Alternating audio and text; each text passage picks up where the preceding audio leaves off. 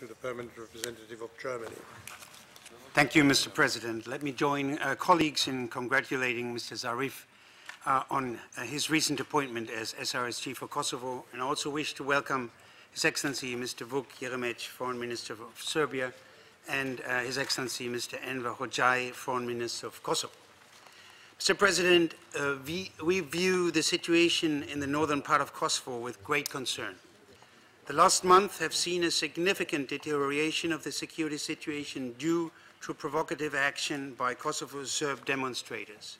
Only yesterday, we have witnessed a new level of violence perpetrated by Kosovo Serb demonstrators against KFOR soldiers. While implementing their mandate to ensure freedom of movement, KFOR troops were attacked with stones, fireworks, and Molotov cocktails. 30 KFOR soldiers from Germany and Austria were wounded. Among those, 2 German soldiers sustained gunshots, wounds from small arms fired from the side of the demonstrators.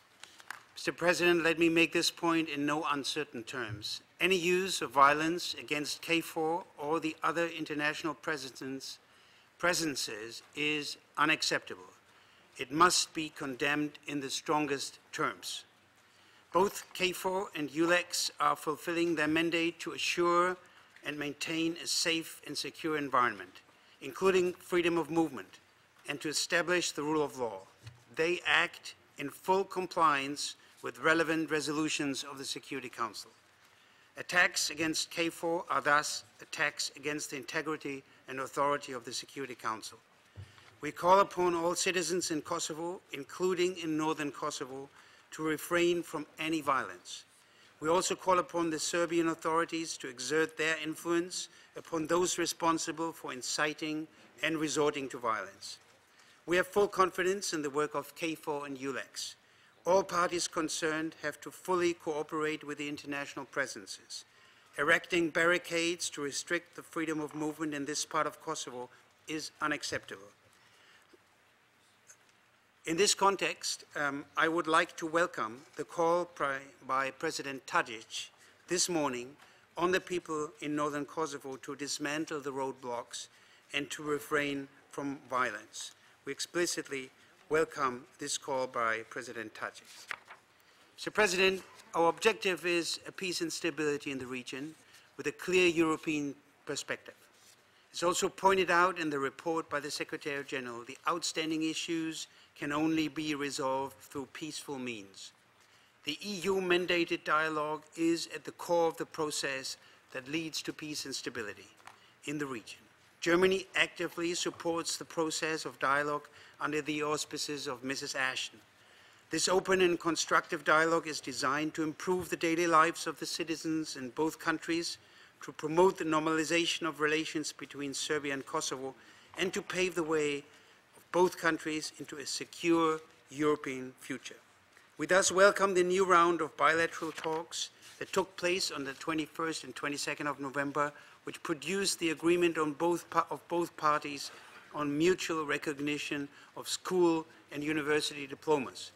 We call on both sides to build on the positive momentum and reach further tangible results at the meeting on the 30th of November, and to ensure swift implementation of the agreements already reached.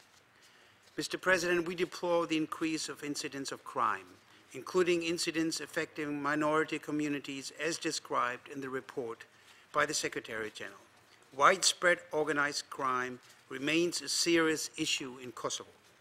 Nonetheless, we welcome the efforts made by the Kosovo authorities to address this issue. We share the observation in the report of the Secretary General on the overall positive developments with regard to the rule of law in Kosovo and the positive impact on the everyday life of the citizens of Kosovo and the region. We also appreciate the facilitating role played by UNMIK, be it with respect to cooperation between Kosovo authorities and Interpol, or between the Serbian and the Kosovo Ministries of Justice. Mr. President, further progress has been achieved in recent months by ULEX in its full investigation of the allegations of despicable crimes committed against Serbian nationals during and after the end of the armed conflict in Kosovo. with the appointment of Mr. Clint Williamson as lead prosecutor for the Special Investigation Task Force, a distinguished and capable prosecutor has been tasked to lead the investigation, a development also welcomed by Foreign Minister UNMIK. In particular, I welcome that Mr. Williamson has received full support from Kosovo, Serbia, and Albania. We've already stated before that in our view there is no doubt that the EU rule of law mission in Kosovo has the capacities, the competence, and the jurisdiction to carry out these investigations. ULEX has Germany's full support and confidence. ULEX has opened a preliminary investigation, and ULEX prosecutors have met with Senator Marti to discuss his findings. The government of Kosovo is ready for full cooperation. ULEX has established good cooperation with the authorities in Belgrade and Tirana. ULEX prosecutors have already met twice with the General Prosecutor of Albania on the matter. We therefore do not believe it necessary to set up an additional mechanism for investigation in the light of the ULEX mandate. Mr. President, in conclusion, let me underline once more that Germany will continue to closely monitor the developments in Kosovo. We remain committed to the European perspective of the whole region. We appreciate the contribution made by UNMIK to peace and stability and commend the dedication and service of its staff. Thank you, Mr. President. I thank the Permanent Representative of Germany.